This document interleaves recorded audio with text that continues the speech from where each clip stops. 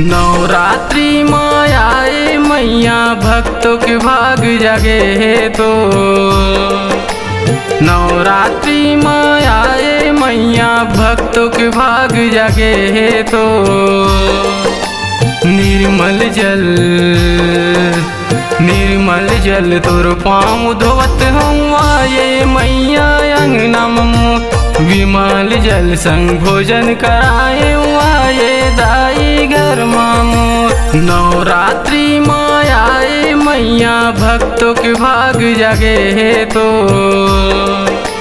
नवरात्रि मायाए मैया भक्तों के भाग जागे है तो। निर्मल जल तोर पाँव धोवत हुआ ये मैया अंगना ममो। विमल जल संग भोजन कराए हुआ ये दाई घर मामो।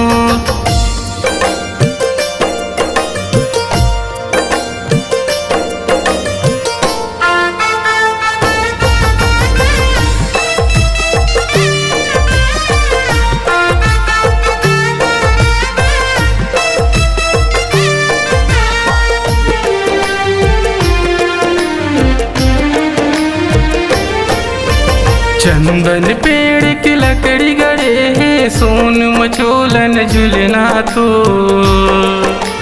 चंदन पेड़ की लकड़ी गड़े है सोन मचोलन झुलना तो।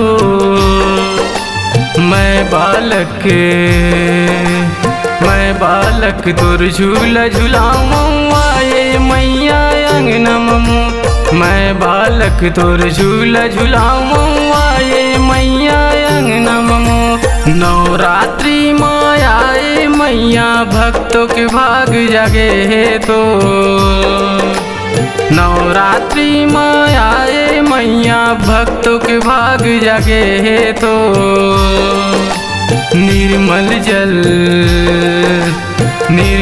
जल तोर पाँव धोवत हुआ ये मैया अंगना ममो। विमल जल संग भोजन कराए हुआ ये दाई घर मामो।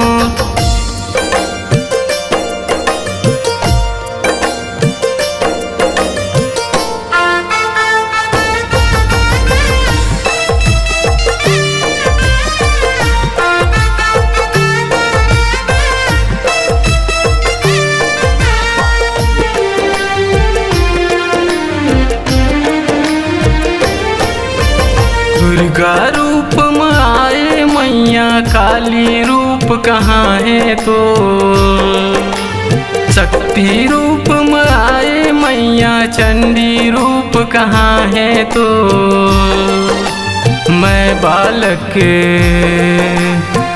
बालक तोर झूला झुलाऊँ आए मैया अंगना ममो। मैं बालक तोर झूला झुलाऊँ आए मैया अंगना ममो। नवरात्रि मायाए मैया भक्तों के भाग जागे है तो। नवरात्रि मायाए मैया भक्तों के भाग जागे है तो। निर्मल जल तोर पाँव धोवत हुआ ये मैया अंगना ममो। विमल जल संग भोजन कराए हुआ ये दाई घर मामो। नवरात्रि मायाए मैया भक्तों के भाग जागे है तो। नवरात्रि मायाए मैया भक्तों के भाग जागे है तो। निर्मल जल तोर पाँव धोवत हुआ ये मैया अंगना ममो। विमल जल संग भोजन कराए हुआ ये दाई घर मामो। निर्मल जल तोर पाँव धोवत हुआ ये मैया अंगना ममो। नवरात्रि मायाए दाई घर घर माता करे अंजो।